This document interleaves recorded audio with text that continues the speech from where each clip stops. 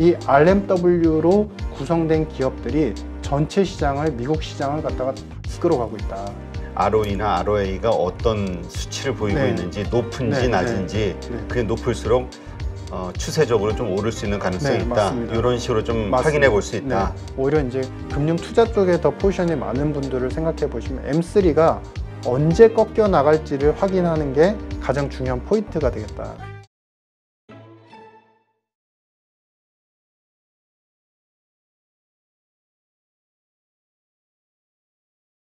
오늘 모신 분은 KB금융지주 이코노미스트죠. 유신익 박사님입니다. 네, 안녕하세요. 반갑습니다. 네. 지금 미국 경제 이제 침체, 네. 이제 그 부채 한도 협상 끝나고 나서 이제 경기 침체에 대한 이슈가 좀 부각이 될 것이다. 이런 의견들이 많았는데 지속적으로 시장이 네. 좋은 흐름이에요. 위험 자산을 선호하는 움직임이 계속 보이고 있고, 그래서 이게 좀 이상한 현상 아니냐 이렇게 보는 분들이 많은 것 같아요. 우리가 제가 바라보는 경기에 대한 방향성은 미국 경제는 침체 혹은 슬로우프가 좀 약화되는 이제 슬로우다운 국면으로 가는 게 맞다라고 생각하고 약한 있고, 침체. 예, 약한 침체로 가고 있고, 그런데 제가 연초에 이제 말씀을 드린 것처럼 금융 쪽 부분이 디커플링 될 가능성이 있다. 그것은 유동성의 힘 때문에 이렇게 되는 것이다. 이것이 자연스러운 경제의 회복을 신호적으로 보내는 것이 아니다. 이 시그널하고는 다르다. 경기에 대한 방향성으로. 이 말씀을 드렸는데요. 이거에 대해서 사실 좀 우리가 뭐 계량적으로도 한번 짚어 넘어가 볼 필요가 있는 것 같아요. 도대체 어디서 이제 투자 수익률은 이렇게 미국 시장이 좋은 건지에 대해서, 그럼 경기하고 차별화되는 요소가 도대체 어떻게 나타나는지를 이제 파마프렌치라고 하는 과거에부터 이제 회귀가 되었던 모형을 기준으로, 계량적인 모형을 기준으로 좀 설명을 드리고자 합니다. 네. 네, 그렇군요. 자, 일단 뭐 지금 말씀하신 대로 파마프렌치, 네네, 그 현상, 그 지수로 네. 지표로 왜 지금의 이 시장이 뜨거워진 이유에 대해서 한번 좀 분석을 해봐 주시죠. 그러니까 간단히 말씀드리면 파마프렌치 모형은 이 유진 파마하고 그다음에 케네스 프렌치라는 이제 교수께서 미국의 금융시장, 이거는 미국의 금융시장은 모두 다 이제 다 해당이 됩니다. 다우지수도 해당이 되고요. 거의 S&P 500에 들어가는 기업들도 해당이 되고, 나스닥 기업에 들어가는 기업들도 해당이 되고, 모든 투자 시장, 심지어는 이제 위험 투자와 관련되는 우리가 소위 얘기하는 그 파생 상품 쪽 있지 않습니까? 파생 상품 쪽이나 아니면 커머더티 쪽까지 전부 다 포함이 되는데, 이쪽을 기준으로, 이쪽 자산을 기준으로 과연 어떠한 요인, 그러니까 팩터가 가장 미국 시장에서는 중요한 팩터인지를 분석을 나름대로 한 겁니다. 그래서 저는 이거를 이분들이 이제 개발했던 5개의 요인이 있는데요, 팩터가 있는데, 이 요인을 가지고 그러면 경기하고 지금 어떻게 차별화가 되는지를 좀 설명을 드리고자 합니다. 네. 자, 이 한번 차트 자료 보시겠습니다. 우리가 당연히 미국 금융시장, 투자시장, 그 다음에 파생시장, 원자시장에 모두 다 포함이 되는 여러 가지 요인들은 사실 정말 많은 것들이 이제 상상이 될 수도 있고, 많은 것들의 요인이 이제 영향을 미칠 수 있습니다. 하지만 파마프렌치 이제 5팩터 모델 같은 경우는 여러분들 이제 이론적으로 많이 배우신 분들도 계실 거예요. 그러니까 뭐냐면 시장의 초과 수익률, 그 중에서도 많은 요인 중에서 경험적으로 몇백 개, 몇천 개를 다 돌려보니까 이 5가지 요인이 가장 미국 금융시장에 유의미한 영향력을 미치는 리스크 팩터로 사실은 처음에 출발이 된 겁니다. 그래서 이 팩터가 뭐냐면 시장의, 마켓의 초과 수익률, 말 그대로 이거는 뭐냐면 시장 대비해서 무위험 자산 투자 수익률 대비해서 시장의 초과 수익률이 몇 프로인지를 얘기하는 거고요. S&B는 뭐냐면 그 스몰 마이너스 빅이라고 해가지고 우리가 중소형주가 빅, 그러니까 큰 대형주의 투자 수익률보다 얼마나 더 좋은지를 나타내는 포트폴리오 수익률입니다. 자, 여기서부터 이 팩터 하나하나는 참고로 다 포트폴리오라고 생각하시면 됩니다. 하나의 포트폴리오. 근데 미국 시장에서 굉장히 유의미한 영향을 미치는 포트폴리오라고 보시면 되고요. HML은 뭐냐면요, 말 그대로 가치주가 그렇지 않은 포트폴리오보다 얼마나 성과를 더 높게 내느냐. 그러니까 HML은 그만큼 가치가 높은 것 대비해서 적은 것을 뺐을 때의 투자 수익률이 얼마나 높으냐. 그 다음에 CMA는 뭐냐면은 보수적인 투자를 하는 기업들의 투자의 수익률이 얼마나 공격적으로 이제 투자를 하는 기업들보다 얼마나 수익률이 높으냐. 이건 뭐냐면 아주 쉽게 말씀드리면 자기의 자산 대비해서 자기들이 투자하는 규모 있지 않습니까? 매년 투자하는 규모. 그 규모가 적을수록 보수적이다라고 평가합니다.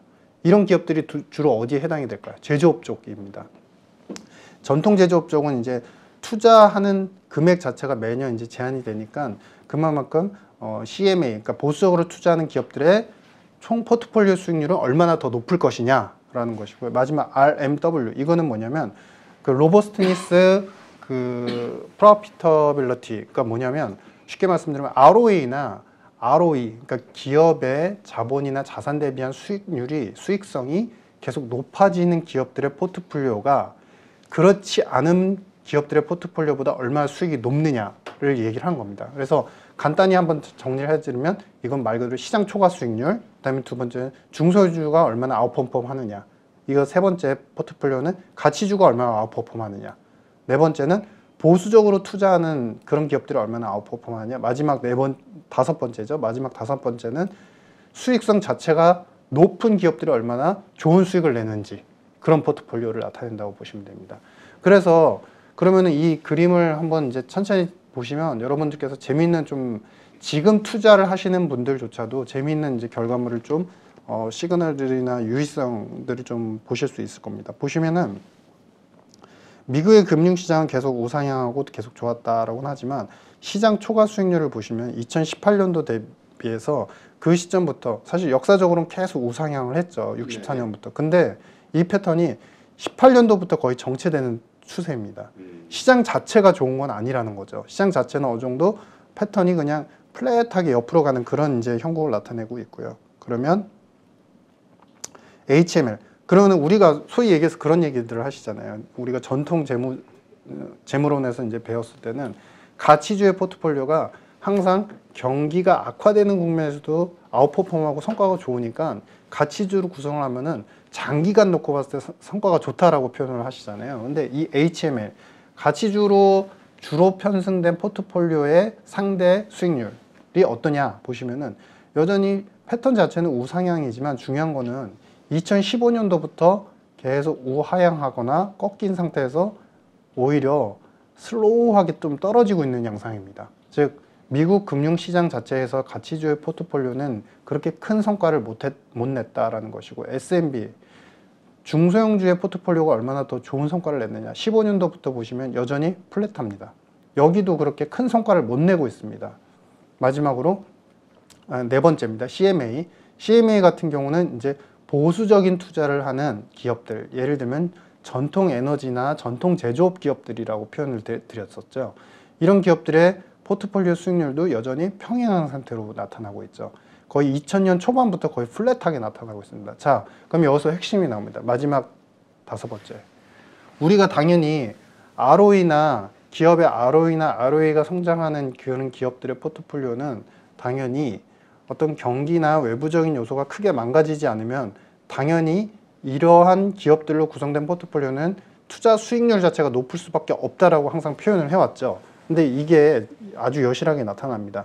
바로 ROE나 ROA가 높은 기업들의 포트폴리오 위주로 구성된 수익률은 2000년 초반부터 우상향하는 패턴을 보실 수 있습니다. 이렇게 우상향을 하면서 어떻게 보면 아까 마켓 보셨죠. 전체 시장은 어느 정도 오르다가 18년 이후부터 플랫하게 가고 있지만 지금 RMW라고 하는 이 포트폴리오, 중요한 포트폴리오 요소는 계속 우상향하고 있습니다.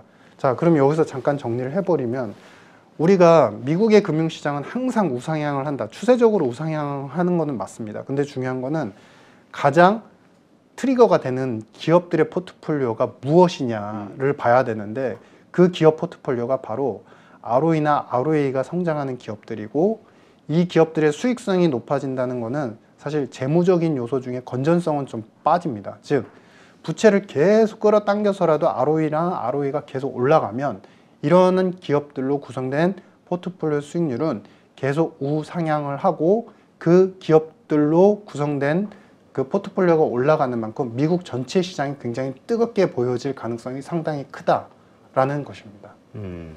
말씀하신 대로 좀 그러면 지금 미국 시장 우리가 착시 현상을 생기면 안 된다. 네네. 미국 시장은 계속 오른다라는. 네. 지금 시장은 좋지만 그 가운데서 좋은 그 주가 흐름을 보여주고 있는 주식들의 특징은 RMW라는 이 모델 포트폴리오에 들어가 있는 기업. 그렇죠. 그리고 RMW에 들어가는 기업들의 특징은 ROE가 좋고 ROA가 좋고 그렇죠, 맞습니다. 하이 로우. 네. 일단 이걸 좀 풀어주시죠. 또 모르는 분들을 위해서 아, 예. ROE가 뭔지.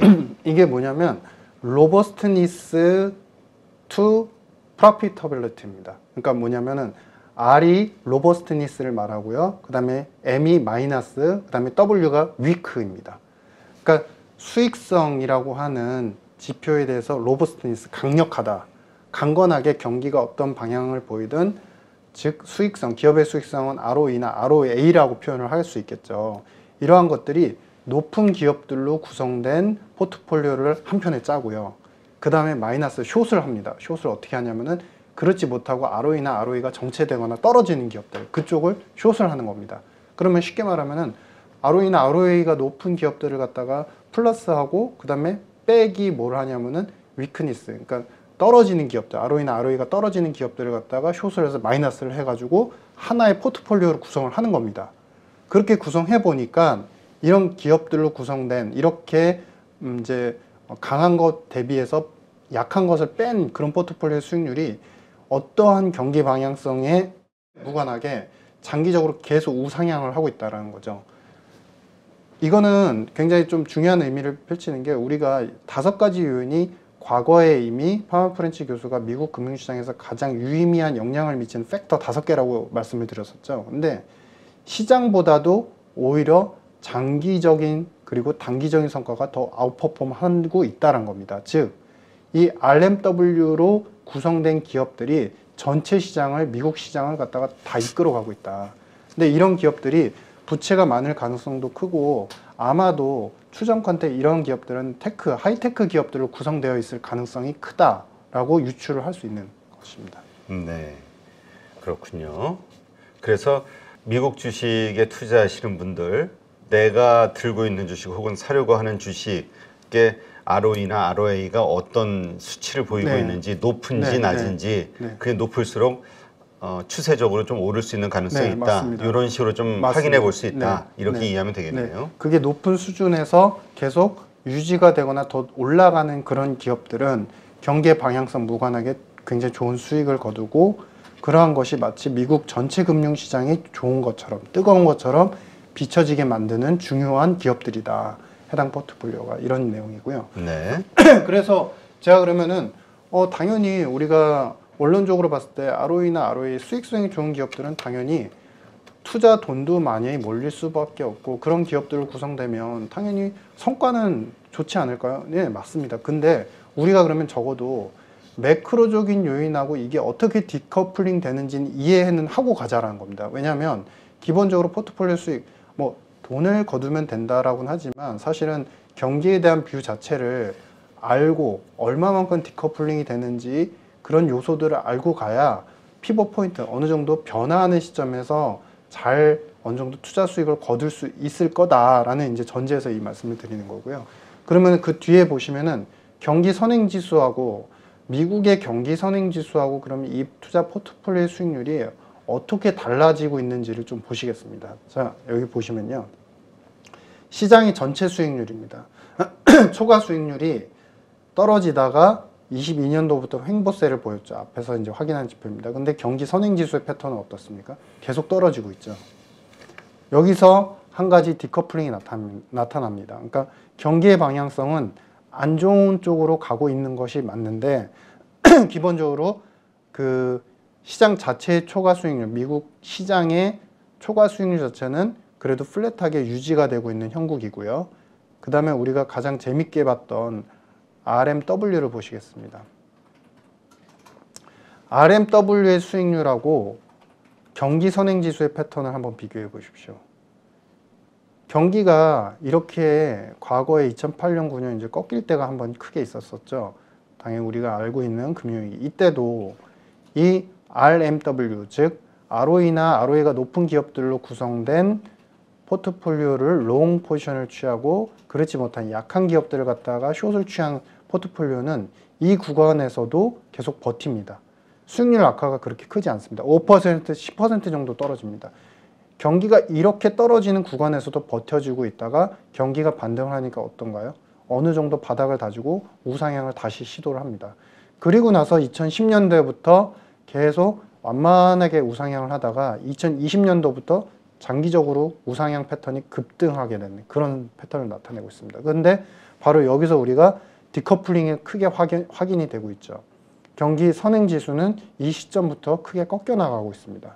지금 꺾여 나가고 있고 미국이 금융의 관점에서는 돈을 계속 풀고 있지만 실물에서의 경기 요소가 약화되는 부분이 뭐 이거는 이제 다른 이제 영상에서 말씀드리겠지만 힘이 약화되는 부분이 분명히 보이고 있고 이렇게 쉐입 자체가 이쪽은 올라가고 이쪽은 떨어지는 그런 구간으로 이제 차별화되고 있는 상태다라는 것이고 그러면 여기서 이제 마지막 중요한 핵심 내용이 나오겠습니다. 경기가 안 좋다고 하는데 그런데 투자 수익률은 계속 좋습니다. 자본시장의 투자 수익률은 좋으면 결국엔 경기가 반영을 나중에 할 거니까 투자 포트폴리오의 수익률이 먼저 올라가고 나중에 이 선행지수가 나중에 이렇게 U자형으로 다시 올라가지 않을까요? 그렇지 않다라는 겁니다. 과거에도 우리가 확인해 봤던 것처럼 경기가 안 좋을 때는 이 RMW라는 이제 포트폴리오의 수익률 자체도 좀 떨어지긴 하는데 그 대신 굉장히 하방 경직적이다. 많이 떨어지지 않고 버텨주는 힘이 있다라는 것이고 그래서 경기가 안 좋아지는 국면에서도 이러한 포트폴리오 투자 수익률은 높아지면서 미국 전체 금융시장을 뜨겁게 만들거나 굉장히 좋게 보이게 만들 가능성이 있기 때문에 이거에 대한 서로 간의 착시 현상들은 좀 구분을 해 가시자라는 내용입니다. 투자의 관점에서 우리가 이제 생각해 볼 사항들이 좀 있겠습니다. 그러면은 이렇게 RMW라고 하는 이제 수익성이 높은 기업들로 구성된 주요한 포트폴리오 수익률이 굉장히 뜨거운데 그러면 도대체 이 수익률은 언제까지 계속 올라갈 것이냐? 미국 금융시장의 투자 수익률은 언제까지 좋아질 것이냐? 이것이 바로 해답이 여기 나옵니다. 바로 유동성과 직결될 수밖에 없다. 우리가 예전 2008년도 이후부터 나타났던 현상이 유동성이 풀리지만 거의 뭐 우리가 이제 추세상 이제 숫자를 명확하게 구분하기 힘들지만 절반 정도는 금융기관 쪽으로 가고 절반 정도는 실물 시장 쪽으로 간다라고 이제 표현을 하는데요. 여기서 유동성은 당연히 페드가 돈을 푸는 유동성도 포함이 되고 두 번째는 재정 지출로 들어가는 돈도 포함이 됩니다. 그래서 아직까지는 미국의 페드를 놓고 봤을 때는 전체적인 유동성 규모가 자산의 부국 자체가 크게 줄어들지 않고 있습니다. 급등을 하고 급증을 한 상태에서 크게 줄지 않고 요 구간이 뭐냐면 우리 이제 3월 달에 있었던 그 SVB 사태 있었죠. 그때 이후에 오히려 미국이 단기 자금 조작 시장 정책이나 BTFP라는 채권을 담보로 돈을 빌려준 정책들을 하면서 오히려 유동성이 늘어났습니다. 늘어났다가 이제 다시 서서히 줄고 있거든요. 그러면은 페드의 유동성 규모가 확실하게 떨어지지 않는 이상은 현재의 금융시장의 어떤 좋은 현상들은 계속 이어질 수밖에 없다. 특히 얼마 전에 이제 우리 부채한도 협의가 어느 정도 마무리가 되었죠. 그게 이제 올해 그리고 내년도에 예산을 갖다가 동결하겠다라고 표현을 했지만 그 동결 규모가 사실은 6조 4천억 달러 정도입니다. 그 규모는 상당합니다. 그게 어느 정도 규모냐면요. 19년도 이전 시점에는 거의 그 예상 규모가 연 5조 달러 정도였습니다. 그러니까 30에서 20% 이상 증액된 상태인데 증액된 상태를 원래 그 당시에는 원래 코로나 때 이렇게 많이 쓰다가 6조 달러까지 늘렸다가 다시 코로나 끝나면 돌릴 겁니다 했던 금액이 그대로 6조 4천억으로 늘어난 상태라는 겁니다. 이런 상태에서 가장 제가 이제 여러 가지 유동성 지표를 봤는데요. 그동안의 지표들하고 다 비교를 해본 결과 우리 M1이라는 통화 유동성 지표 아시죠? 그러니까 우리가 통화는 이제 유동성이라고 하는 거는 보통 본원 통화가 있고 그다음에 그러니까 보통 우리 이제 M0, M1, M2라는 지표가 있고 또 M3라는 지표가 있거든요. 근데 미국의 재정 지출과 그리고 연준의 유동성 규모까지 전부 다 포함해서 전체 유동성 규모를 보려면 M3를 보셔야 됩니다. 네. 기존의 M2하고 M3 이제 그 차이가 뭐냐면요. M2는 우리가 다 알고 계시죠. 요구불 예금 주로 은행 기관에 들어가 있는 거. 근데 여기에 M2에다가 이렇게 구성된 M2에다가 미국의 은행에 들어가 있는 정기예금, 그 다음에 MMF, 2년 이내에 만기가 들어온 뮤추얼 펀드, RPB 규모까지 전부 다 포함하면 바로 M3가 됩니다. 대체로 이쪽 같은 경우는 기관의 자금들하고 이제 연결이 되거든요. 그러니까 이 기관의 자금하고 연결되는 건 뭐냐면 미국의 정부의 재정 지출 규모까지도 전부 다 유동성으로 풀린다는 가정하에서 그 규모를 연준의 돈뿐만 아니라 그 정부, 그 연방 정부의 돈까지 다 추산을 해보려면 M3가 오히려 좀 더 가깝다. 추산하기에는 합리적이다. 근데 이 M3를 보시면요, 오히려 우리가 재밌는 걸 보실 수 있습니다.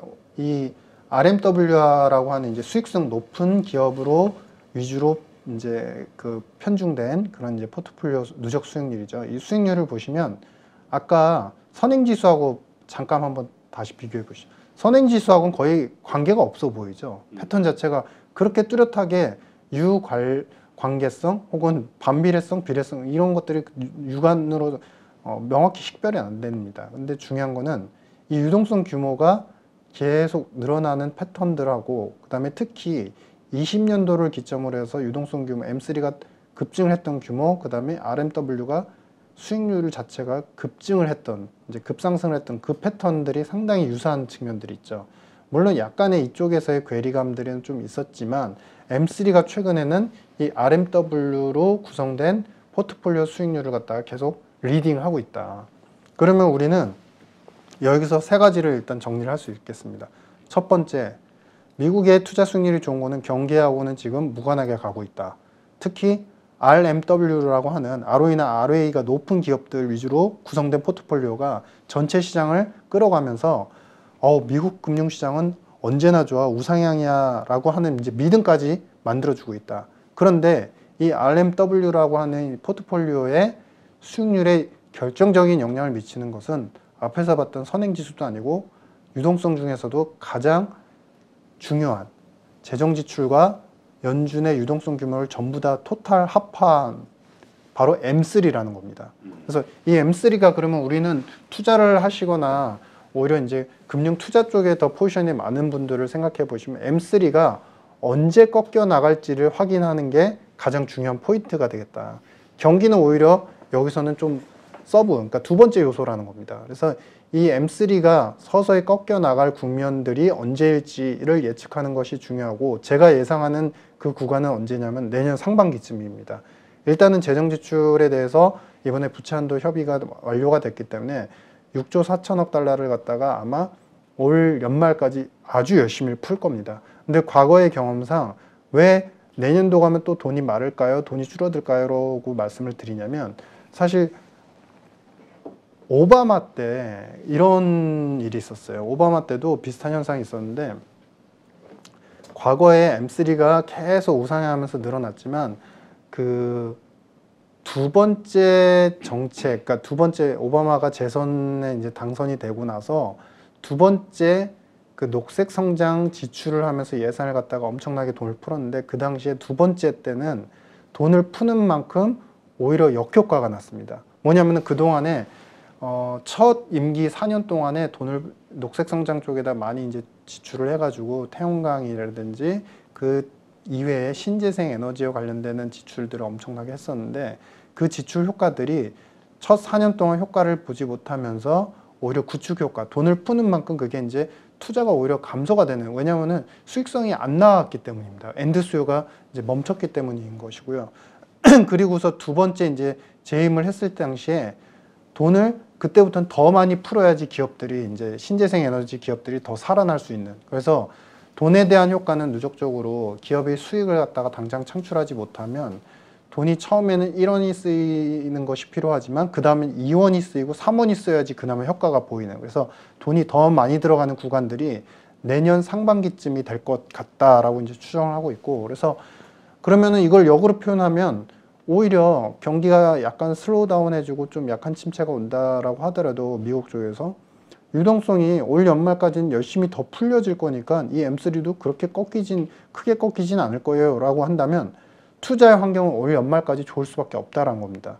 그거를 경기가 경기 예측을 잘못해가지고 투자 시장이 좋다라고 이제 그렇게 판단하시면 안 된다라는 측면에서 이 내용을 말씀을 드렸습니다. 이거 오늘 이 방송 보시고 딱 머리들 쥐가 나실 것 같은데 지금 너무 좀 제가 봐도 좀 어려워가지고 네. 그러니까 이게 좀 정리를 하면은 네. 자 미국 시장이 좋다 하지만 2018년 이후로 지금 오히려 약간 하향세를 그쵸, 보이고 전체 있다. 마켓. 네, 전체 그쵸. 시장 실제로는 네.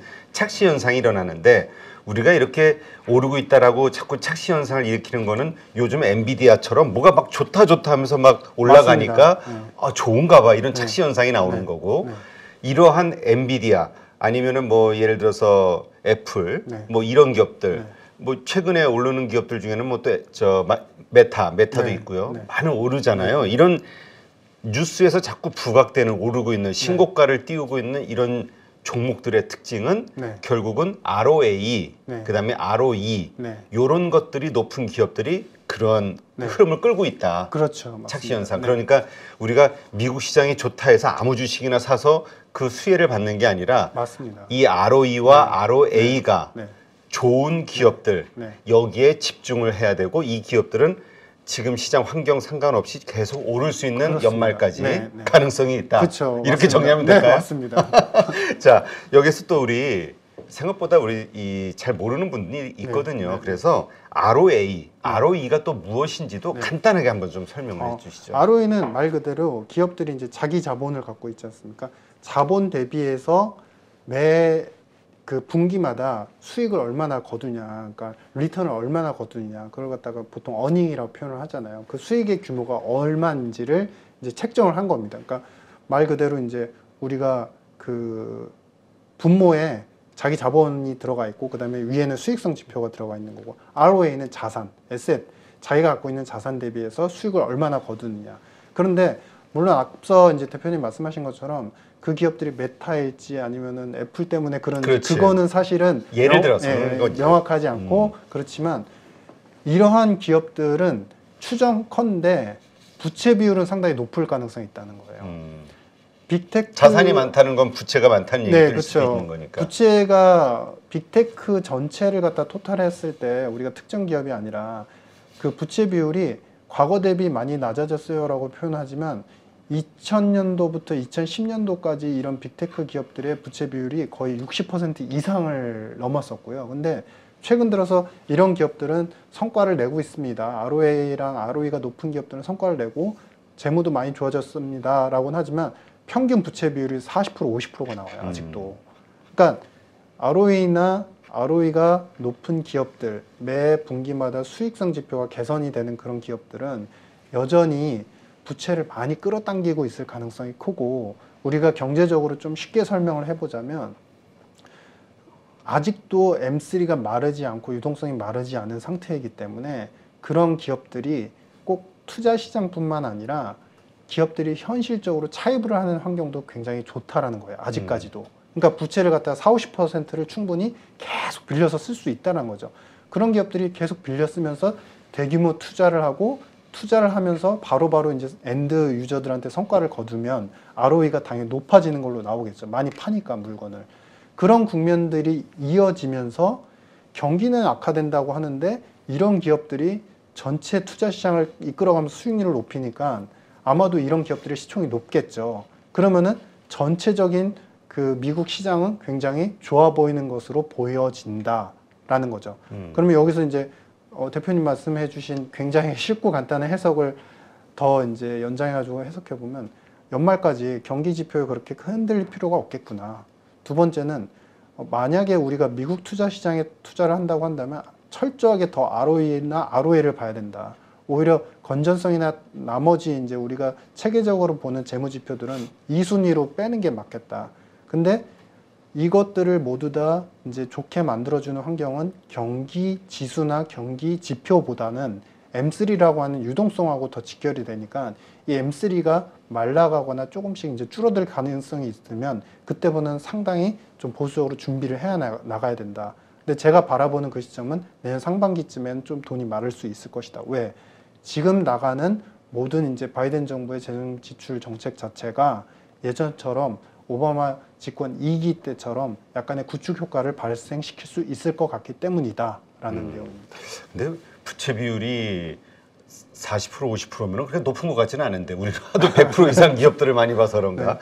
근데 일단 이 ROE와 ROE 우리가 이제 높다라고 네. 하려면 기준은 알아야 되잖아요. 네. 어느 정도 이상이어야 높다라고 보는 것인지 ROE가 지금 이 포트폴리오에 들어간 기업들을 대략적으로 평균 추산을 해보면 대략 13에서 15%를 다 넘습니다. ROE가 13에서 15 이상인 기업, 네, ROE. ROA는 ROA는 10 정도였습니다. 10 정도. 네, 네. 네, 알겠습니다. 이 근방에 있는 주식들이 네.